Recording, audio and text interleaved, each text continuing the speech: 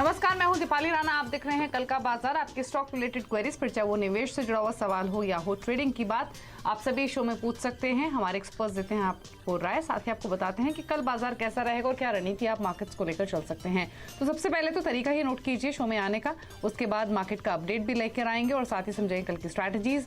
तो अगर आप कोई सवाल पूछना चाहते हैं तो व्हाट्सएप के थ्रू, सोशल मीडिया प्लेटफॉर्म्स के थ्रू कनेक्ट कर सकते हैं। व्हाट्सएप नंबर है 7045220000। इसके अलावा फेसबुक ट्विटर पर जाइए CNBC आवाज़ के हैंडल पर और वहां आप ये शो लाइव भी देख सकते हैं। साथ ही अपने क्वेश्चन भी पोस्ट कर सकते हैं और इस शो के दौरान भी हम कुछ क्वेश्चंस लाइव पिक भी करते हैं। हमारे साथ आपकी सभी क्वेरीज को आंसर करने के लिए शेयर इंडिया के वाइस प्रेसिडेंट और head of research Ravi Singh मौजूद हैं। रवि नमस्कार, स्वागत है आपका।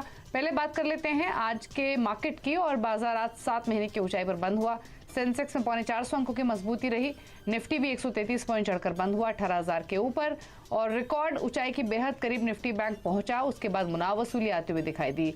BSE के सभी सेक्टर इंडेक्स में तेजी थी। IT, फार्मा, पावर स्टॉक्स में खरीदारी थी। मिड कैप स्टॉक्स में भी तेजी का माहौल था। FIs ने खरीदारी की है 2609 करोड़ की। DIs ने थोड़ी बिकवाली की है 730 करोड़ की।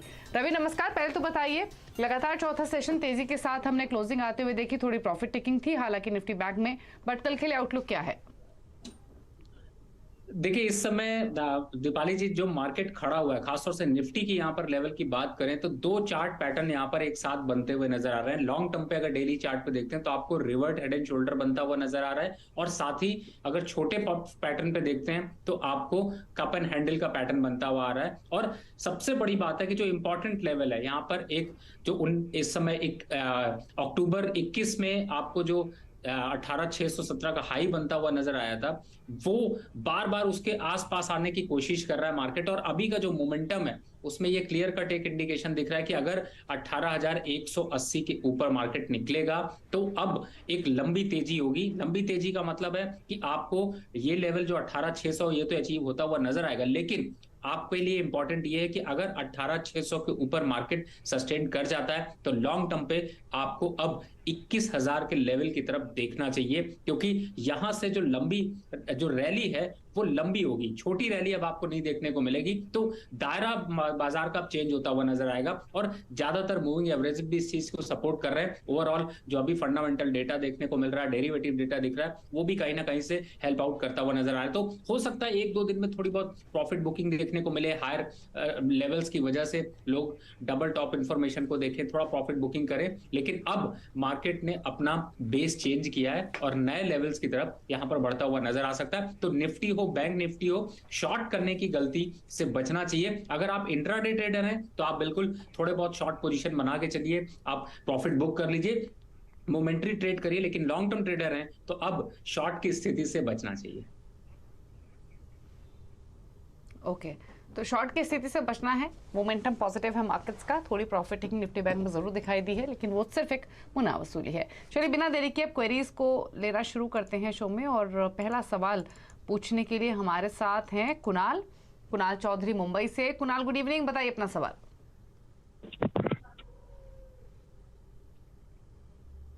हेलो कुणाल, बताइए क्या क्वेश्चन है आपका? हेलो कुणाल, अगर आपको आवाज आ रही है प्लीज अपना सवाल पूछिए। नमस्कार मैम। नमस्ते, पूछिए सवाल। सर मेरे पास हिम्मत सिंह के कुणाल जी, इनका हेलो, आवाज नहीं आ रहा मैम। 31 शेयर है 215 के भाव पे, यही प्राइस है या कोई और है आपका बाइंग लेवल? यही प्राइस है। 31 शेयर 215 के भाव पर हिम्मत सिंह के है और ट्राइडेंट के 65 शेयर है 50 के भाव पर। तो मैम इसमें बने रहना ठीक रहेगा? रवि जी, हिम्मत सिंह का सीड है 215 के लेवल्स पर, ट्राइडेंट है 50 के लेवल्स पर। बताइए क्या सजेशंस आपकी ओर से? देखिए, हिम्मत सिंह से आपको इनको बाहर निकलना पड़ेगा, क्योंकि देखिए 103 रुपए के पास ये स्टॉक चल रहा है और 100 रुपए की क्लोजिंग जब भी ये दिखाएगा स्टॉक, उसके बाद ये नीचे गिरता हुआ आपको लोएस्ट लेवल पे 80 और 85 रुपए के भाव तक जा सकता है। तो मुझे लगता है कि कुणाल जी आपने गलत ट्रेंड पकड़ी है, गलत स्टॉक को चूज किया है। इतना बड़ा करेक्शन दिखा चुका है तो मुझे लगता है आपको इस स्टॉक से निकलना चाहिए। दूसरा, आपने ट्राइडेंट बताया 50 रुपए पे लिया हुआ है। इस समय 35 रुपए का भाव चल रहा है। अब ये स्टॉक अगर 34 रुपए के नीचे का क्लोज देता है तो ये फिर से एक मेजर डाउन ट्रेंड में रहेगा, क्योंकि 70 रुपए का हाई बनाने के बाद ये स्टॉक कंटिन्यू डाउनफॉल में देखने को मिल रहा है। तो दीपाली जी, इनको दोनों स्टॉक से निकलना पड़ेगा। अगर इन दोनों स्टॉक्स की जगह आप स्विच करना चाहते हैं तो आप आईडीएफसी फर्स्ट बैंक या फिर आप बैंक ऑफ बड़ौदा या कैनरा बैंक, इन तीनों बैंकिंग सेक्टर पे ज्यादा बुलिश यहां पर नजरिया बन रहा है। आप इन स्टॉक्स को अगर अपने पोर्टफोलियो में शामिल करेंगे तो आप अपने लॉस की धीरे धीरे रिकवरी भी कर पाएंगे और प्रॉफिट कमा पाएंगे। ठीक है, अगला क्वेश्चन लेंगे। प्रमोद ने सवाल पूछने के लिए हमारे साथ कनेक्टेड है लुधियाना से प्रमोद मित्तल। प्रमोद जी नमस्कार, बताइए अपना सवाल। नमस्कार जी। सर रवि जी, मेरे पास 3500 शेयर हैं और फार्मा के, और मेरी परचेज रेट है $5.7 है। तो आज काफी रेट ऊंचा हो गया, 550 रेट हो गया है। ओके, तो यही पूछना है कि अभी वेट करूं कि मैं ये शेयर काट दूं अभी? ओके, क्या करना चाहिए? अरबिंदो फार्मा 577 की बाइंग है, इनके भाव के नजदीक आ चुका है, 27 रुपए का ही नुकसान अब बाकी है, रखें या निकल जाएं? मुझे ऐसा लगता है अभी थोड़ा सा वेट कर लीजिए, थोड़ा भरोसा वापस से लौटता हुआ नजर आ रहा है और ये स्टॉक वापस से आपको 580 और 600 तक के भाव दिखा सकता है। लेकिन इस बात का ध्यान रखिएगा कि 586 के पास इसका 200 डे मूविंग एवरेज है, तो आप अभी इस स्टॉक को होल्ड करके रखिए। अब ये स्टॉक यहाँ से गिरने की तरफ थोड़ा कम, बढ़ने की तरफ ज्यादा दिखा सकता है, तो आप अगर थोड़ा एवरेज भी करना चाहें तो आप कर सकते हैं। लेकिन ध्यान रखिएगा कि 580 और 600 इन लेवल्स पे एक बार वापस से सीएनबीसी आवाज को टैग करिएगा और अपडेट लीजिएगा। लेकिन उन लेवल्स तक आपको मिल सकता है, वहां पे अभी आपको मुनाफा बन सकता है। तो फिलहाल 520 के स्टॉप लॉस से बिल्कुल पोजीशन को कंटिन्यू रखिए, डरने की जरूरत नहीं है। मार्केट अप है और स्टॉक भी अप ट्रेंड की तरफ जा रहा है। ठीक है, चलिए, तो होल्ड करने की सलाह है। मोमेंटम अभी स्टार्ट हुआ है, एक्सटेंड होगा। वंदना है हमारे साथ पुणे से। वंदना नमस्कार, बताइए सवाल।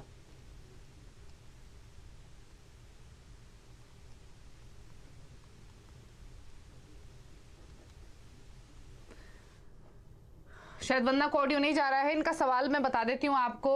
रवि, एलआईसी हाउसिंग फाइनेंस 453 के इनकी बाइंग है, 75 स्टॉक्स हैं। बीपीसीएल में 423 की बाइंग है, क्या करे बताए? देखिए, सबसे पहले बात करूं एलआईसी हाउसिंग फाइनेंस की। अगर ये स्टॉक 380 के नीचे दीपाली जी अगर ये मूव कर जाता है, नीचे जाता है, तो फिर यहां से एक डाउनफॉल दिखा सकता है और ये 350 के लेवल तक जा सकता है। तो आप इस बात का ध्यान रखें कि यहां पे 380 का एक स्टॉप लॉस डाल लीजिए और उसके नीचे अगर ये स्टॉक जाता है तो आप अपनी पोजीशन को एग्जिट कर लीजिए। अप साइड के जहां तक टारगेट की बात है तो मुझे लगता है कि वापस से आपको 450 और 475 के पास स्टॉक फिर से थकता हुआ नजर आएगा। दूसरा स्टॉक आपने बीपीसीएल बताया, बल्कि वंदना जी अगर मैं आपकी जगह स्ट्रैटेजी फॉलो करता तो मैं एलआईसी हाउसिंग का अपना स्टॉक काट के बीपीसीएल ले लेता, क्योंकि बीपीसीएल इन दोनों में ज्यादा स्ट्रांग है और बीपीसीएल वैसे भी थोड़ा सा यहां से मोमेंटम अपसाइड का काफी तेजी से ले सकता है। रिस्क रिवॉर्ड रेशियो अच्छा है, वापस एक बार 340 के जो है वो चाल दिखा सकता है। तो मुझे लगता है कि आपको बीपीसीएल में तो अभी बने रहना चाहिए। स्टॉप लॉस के लिहाज से देखते हैं तो आपको जो बॉटम बनता हुआ नजर आएगा वो 290 का है, तो 290 के स्टॉप लॉस से बने रहिए। बीपीसीएल आपको प्रॉफिट आगे दे पाएगा। ठीक है, तो होल्ड कीजिए बीपीसीएल। एलआईसी हाउसिंग फाइनेंस से चाहे तो एग्जिट कर सकते हैं, बीपीसीएल में इन्वेस्टमेंट्स इंक्रीज कर सकते हैं। राहुल है हमारे साथ दिल्ली से। राहुल, गुड इवनिंग, बताइए सवाल। मैम मेरा ना मैंने हीकल ले रखा है 510 पे, 200 शेयर है, और मैम मुझे क्या करना है, मैं लॉन्ग टर्म के लिए मेरे को होल्ड कर सकता हूँ? ओके, लॉन्ग टर्म के लिए होल्ड कर सकते हैं। हिंडाल्को 510 की बाइंग है, 414 पर हुआ है क्लोज, तो 95 रुपीज का नुकसान आपको हर स्टॉक पर हो रहा है। लॉन्ग टर्म के लिए रखना चाहिए, थोड़ी एवरेजिंग करें क्या सजेशन हिंडाल्को पर? देखिए, डेली चार्ट पे तो इसमें आपने देखा होगा कि 640 और 638 के पास से इसमें करेक्शन देखने को मिला, 318 रुपए का लो बनाया और वापस से अब 440 का हाई बनाने के बाद वापस 414 के पास चल रहा है। तो अगर स्ट्रक्चर को समझे ओवरऑल दीपाली जी, तो मुझे लगता है आपने बिल्कुल सही कहा, यहाँ पे इनको थोड़ा एवरेज करना चाहिए। स्टॉप लॉस के लिहाज से अगर देखते हैं तो लॉन्ग टर्म चूंकि आप प्ले कर रहे हैं, तो मैं कहूंगा कि 390 रुपए का आप closing stop loss long term रखिए। ये स्टॉक वापस से 520 और 560 के लक्ष्य अचीव करेगा, लेकिन उसमें समय लगेगा, इसको कम से कम 6 से 8 महीने का समय लगेगा। तो मुझे लगता है कि ये स्टॉक ऐसा है कि जिसमें आपको अभी बने रहना चाहिए। चार्ट पैटर्न पे भी आपको, अगर आप आर्ली चार्ट देखेंगे, 4 आवर चार्ट देखेंगे, तो आपको काफी हद तक बुलिशनेस नजर आएगी। तो होल्ड करके रखिए, दिक्कत नहीं है। एवरेज कर सकते हो तो बहुत अच्छा है। ओके, होल्ड कीजिए, एवरेज भी करेंगे तो भी बेहतर है। अशोक है मुंबई से। अशोक नमस्कार, बताइए सवाल। मैडम मेरे पास 2200 शेयर है वालचंद नगर इंडस्ट्रीज के at an average price of 78 rupees. Okay, So I want to know when will I तारीख get का this प्राइस क्या है? price? 78 rupees average price है. 78. ओके, तो 2200 शेयर 2200 shares तो at 78 rupees. So I want to know कब तक मेरा प्राइस आ जाएगा madam? Because I've been holding this share since last 5 62 years. ऊपर कर रहा है ट्रेड, Right. 78 की आपकी बाइंग है, आपको काफी लंबा टाइम हो चुका है, तो Right. अंडर परफॉर्मर्स तो रहे हैं इस तरीके के शेयर्स। आप पूछ लेते हैं, ऑलरेडी काफी पेशेंस इन्होंने रखा है। रवि, थोड़ा और रखेंगे तो नुकसान की भरपाई हो सकती है क्या, या निकल जाएं? अशोक जी, अगर आपको अपना 75 और 76 का रेट चाहिए, तो आपको 6 महीने कम से कम आपको इंतजार करना पड़ेगा, पहला। दूसरा, आप इसमें एक स्टिक स्टॉप लॉस जरूर डालकर रखिए। 55 रुपए के नीचे अगर ये स्टॉक जाता है तो आप निकल जाइएगा, क्योंकि तब इसको 75 छूने के लिए शायद 1-2 साल का समय लगेगा। अभी का जो मोमेंटम है उसमें थोड़ा सा आपको रिवर्सल देखने को मिल सकता है। तो मुझे लगता है कि आपको ये स्टॉक अगर पुल बैक में आता है तो आने वाले 3 से 6 महीने में 75 रुपए तक के रेट दिखा सकता है। लेकिन कंडीशन यही है कि अगर आप होल्ड कर रहे हैं तो 55 रुपए का स्टॉप लॉस जरूर डालकर रखिए। और अगर आप यहां से ट्रेन बदलते हैं, जगह बदलते हैं, दूसरा स्टॉक चूज करते हैं, तो मैं कहूंगा कि आप सेम रेट के आसपास IDFC फर्स्ट बैंक चल रहा है, आप उसकी तरफ मूव कर जाइए, शायद वो आपको ज्यादा अच्छे रिटर्न दे पाएगा। ये स्टॉक में टाइम लगेगा, रिटर्न मिल सकते हैं, लेकिन प्रोबेबिलिटी यहां पर 50-50% चांसेस। ओके, चलिए, तो सजेशन है। अगले कॉलर से बात करेंगे। पराग हैं हमारे साथ ग्रेटर नोएडा से। पराग नमस्कार, बताइए सवाल। हाँ जी नमस्कार मैम। एक्चुअली मैंने बिरला सॉफ्ट के 1000 शेयर परचेज किए थे एट 315 रुपीज के प्राइस पे। राइट नाउ उनका 272 के आसपास है अभी ना। तो मेरे पास है 2 साल के लिए मैंने इन्वेस्ट किया था इसमें। तो एडवाइस बस यही था कि आगे क्या करें। आपका खरीदारी का भाव क्या है? 315 रुपीज। ठीक है, ठीक है, 315 की बाइंग है, 278 पर ट्रेड हो रहा है, थोड़ा नुकसान जरूर है। पूछते हैं क्या करना चाहिए बिरला सॉफ्ट में, क्योंकि काफी चला भी है एक टाइम में ये स्टॉक, उसके बाद प्रॉफिट टेकिंग भी हावी हुई है, अब क्या करें?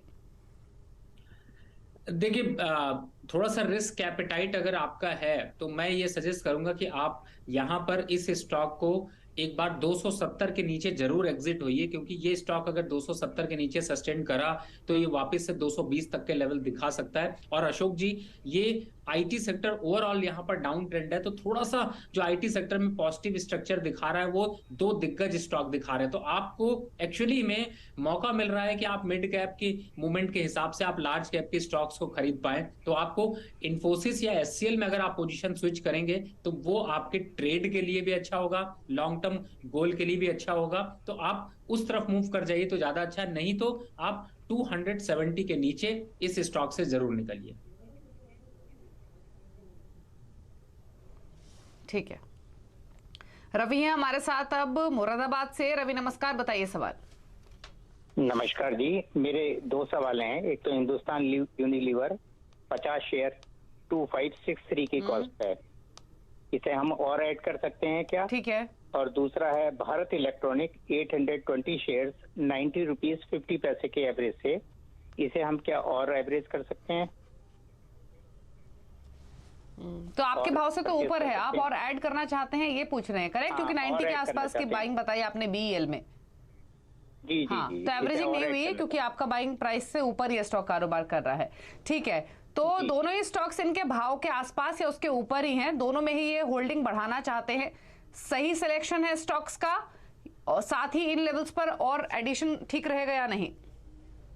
रवि जी, आपने एकदम सही स्टॉक चूज किया है और दोनों दिग्गज स्टॉक हैं जिनमें कि मोमेंटम आगे आने वाले समय में देखने को मिलेगा। और मुझे लगता है कि सबसे पहले मैं अगर हिंद यूनिलीवर की बात करूं तो पोजीशन बिल्कुल अभी कंटिन्यू रखिए। थोड़ा सा आपको यहाँ पर जो एवरेज करने का जो आपका राय है वो मैं थोड़ा सा चाहूंगा कि आप इसको 2480 और 2500 के बीच में एवरेज करिएगा, तो ये आपको और बड़ा मुनाफा देगा। लॉन्ग टर्म के प्रोस्पेक्ट से अगर देखते हैं तो इसका टारगेट है 2750 रुपए और 2800 रुपए आने वाले 3 महीने के अंदर। अब दूसरे स्टॉक की बात करते हैं, बीईएल की। बिल्कुल 108 रुपए चल रहा है, ले लीजिए। यहां पर भी स्टॉक अच्छा है, ये 125 और 128 के लेवल जल्द दिखा सकता है, तो अच्छी बात है। हमेशा हम लोग कहते हैं कि आप लॉस में एवरेज ना करने के बजाय प्रॉफिट में एवरेज करिए, और बहुत अच्छी बात है रवि जी, आप प्रॉफिट में एवरेज कर रहे हैं, तो बिल्कुल करिए। आपको ये स्टॉक और बड़ा मुनाफा दे सकता है। ओके, होल्ड करने की सलाह है और दोनों स्टॉक्स में एडिशन भी कर सकते हैं। निशांत हैं आप सूरत से हमारे साथ। Nishant, good evening. Good evening ma'am. Ma'am मेरे पास BHEL का 200 शेयर पड़ा है 49 का। मैम लॉन्ग टर्म के हिसाब से उसमें थोड़ा ओके, राय चाहिए। लॉन्ग टर्म के लिए व्यू चाहिए। 49 के प्राइस पर है और 76 कर रहा है ट्रेड। लॉन्ग टर्म के लिए रखें या ले लें प्रॉफिट्स, रवि? नहीं, मुझे लगता है कि दीपाली जी मार्केट तेज है, अच्छा है, और ये स्टॉक बार बार 80 की तरफ मूव कर रहा है, और एक बार 80 की रेंज को अगर तोड़ता है तो ये वापस से 90-92 के पास जाता हुआ नजर आएगा। ये धीरे धीरे चलता है, लेकिन जब चलता है तो फिर अच्छे रिटर्न्स आपको देता है। तो मुझे लगता है कि आप इस स्टॉक को बिल्कुल अभी बनाकर रखिए, और एक लॉन्ग टर्म के हिसाब से टारगेट देखते हैं तो 92 रुपीज तक का आपको देखने को मिल सकता है। स्टॉप लॉस अगर आप फॉलो करना चाहते हैं तो 68 का, क्योंकि ये स्टॉक 68 के नीचे सस्टेन नहीं कर पाता, काफी स्ट्रॉन्ग सपोर्ट है, तो वहां का स्टॉप लॉस आप लगा के आप 92 का टारगेट रख सकते हैं। लेकिन ये लॉन्ग टर्म पे ही रखिएगा, क्योंकि बहुत धीरे स्टॉक चलता है, तो आप धीरे धीरे ही आप अपने टारगेट को अचीव करेंगे। ओके, ठीक है। अगला ईमेल के थ्रू अभी ने सवाल भेजा है। अभी राजपूत ने दिल्ली से। सेल पर इनका सवाल है, 125 रुपए 76 पैसे की बाइंग है, 5000 शेयर्स हैं, तो नुकसान में है। 126 की बाइंग के हिसाब से सेल में। बाकी मेटल स्टॉक्स की तरह ये स्टॉक भी नीचे आया है। ऊपर के लेवल की इनकी बाइंग, होल्ड रखें या कोई और सजेशन? अब मुझे लगता है कि देखिए, इस समय 80 रुपए के पास चल रहा है दीपाली जी ये स्टॉक, और ये 70 और 80 के बीच में यहाँ पर कंसोलिडेशन दिखा रहा है। और इस समय स्टील सेक्टर को देखें तो थोड़ा सा कंसोलिडेशन जोन में देखने को मिल रहा है, लेकिन स्टॉक सपोर्ट पे है, तो मैं अभी एग्जिट की राय नहीं दूंगा। आप अभी यहाँ पर इसमें अपनी पोजीशन को कंटिन्यू रखिए। अपसाइड के जब टारगेट की बात करते हैं तो मुझे लगता है कि वापस से 92 और 100 के टारगेट तो आपको अचीव होते हुए नजर आएंगे। तो अगर आप रिस्क रिवॉर्ड के पॉइंट ऑफ व्यू से देखते हैं तो आप एवरेज करेंगे तो और अच्छा होगा, लेकिन फिलहाल पोजीशन को होल्ड करके रखिए। दूसरे स्टॉक की तरफ अभी मत देखिए। ठीक है, चलिए, तो ये सजेशन है आपके लिए। फिलहाल आप रखिए स्टॉक को, यही व्यू दिया गया है। कुछ और क्वेरीज लेंगे, सोशल मीडिया से भी सवालों करेंगे पिक। उससे पहले एक ब्रेक का वक्त हो गया है, तो एक ब्रेक के लिए रुक जाते हैं। लौटेंगे तो क्वेश्चंस और शामिल करेंगे। आप देखते रहिए कल का बाजार।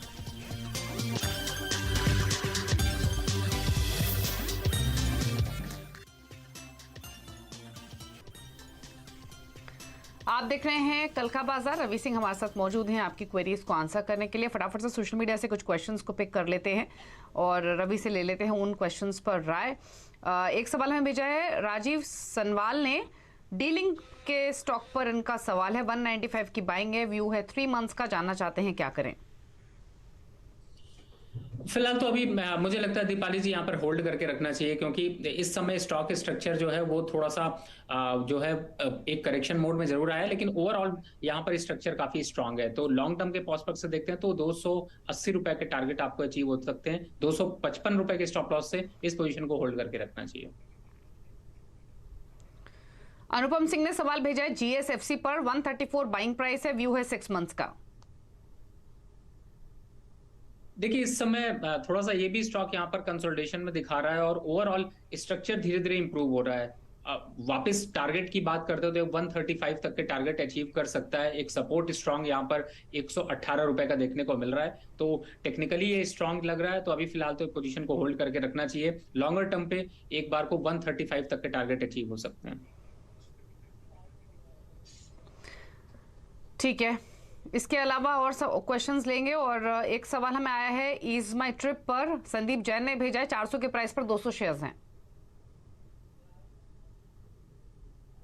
फिलहाल तो दीपाली जी स्ट्रक्चर इसका बहुत अच्छा नहीं दिख रहा है, खासतौर से मेजर मूविंग एवरेजेस से स्टॉक जो है वो नीचे ट्रेड कर रहा है और अभी लगता है कि ये गिरावट में 370 रुपए तक का अचीव कर सकता है टारगेट। और अगर 370 के पास अगर रुका तो ठीक है, नहीं तो अगर गिरता है तो 350 भी टारगेट दिखा सकता है। तो मुझे लगता है एक बार को यहाँ से निकलना चाहिए। बहुत ज्यादा लॉन्ग व्यू यहाँ पर नहीं बन पा रहा है।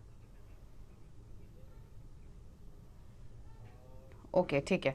श्वेता सिंह ने एक सवाल भेजा है, जोमैटो 78 की बाइंग है, मिर्जा इंटरनेशनल 358।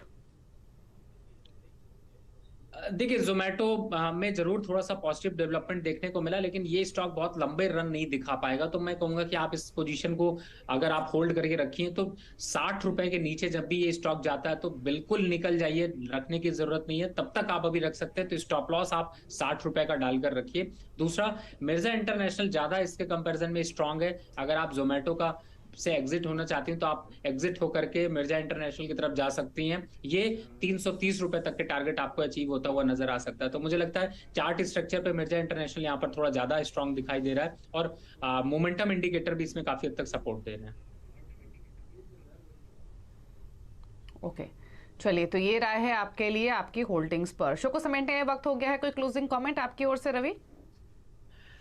फिलहाल तो देखिए निफ्टी इस समय अप ट्रेंड में है और कोशिश करिए कि निफ्टी में शॉर्ट क्रिएट करने से बचें। अपसाइड के टारगेट की बात करें तो वापस मैं रिपीट करता हूं, आपको एक बार 18,180 के ऊपर निकलते ही लंबे टारगेट यानी कि 18,350 और 400 के लेवल देखने को मिल सकते हैं। तो स्ट्रिक्ट स्टॉप लॉस के साथ ट्रेड करिए। ठीक है, चलिए, शुक्रिया आपका आने के लिए शो में और सभी स्टॉक्स पर अपनी राय देने के लिए। इसी के साथ कल का बाजार में इतना ही। नमस्कार।